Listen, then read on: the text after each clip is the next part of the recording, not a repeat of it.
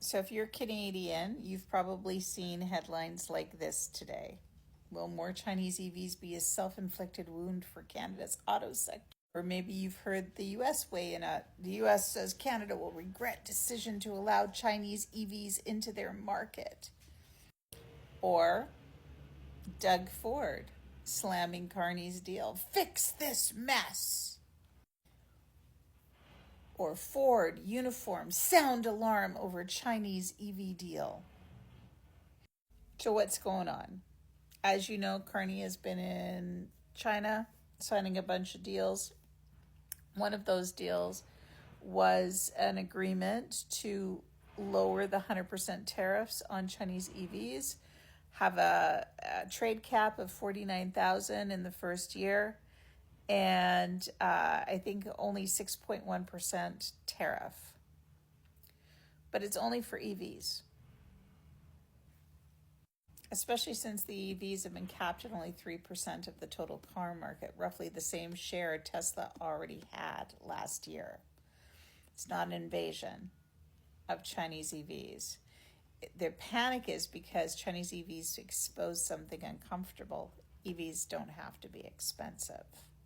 Chinese EVs are cheaper, decent quality, and already mass market.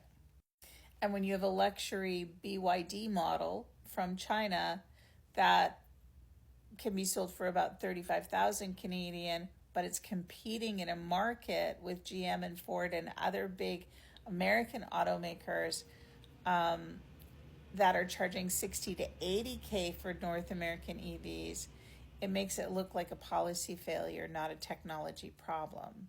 Legacy automakers aren't actually committed to EVs yet.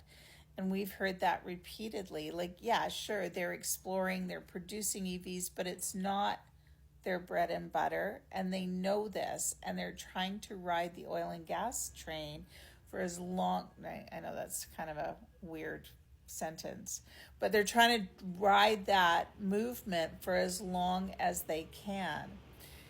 They still make their real profits from oil and gas vehicles, right?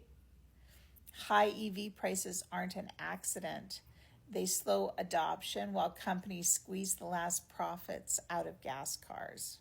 Chinese EVs don't threaten today's jobs. They threaten the slow, high-priced transition automakers planned. And why is Ford so upset? Because Ontario has bet billions on protecting the automakers, not affordability. Cheap EVs break the subsidy story because automakers get lots of subsidies, right? This isn't about Canada losing its auto industry. It's about losing control over EV pricing. If affordable EVs exist today, then the question isn't why Chinese EVs, it's why did governments accept EVs being inaccessible in the first place? They're not scared of the Chinese EVs. They're scared you'll realize EVs never had to be this expensive. So they're afraid of the competition, and they're afraid of losing control of the auto market, especially the EV market. And control in this aspect is keeping the EV market suppressed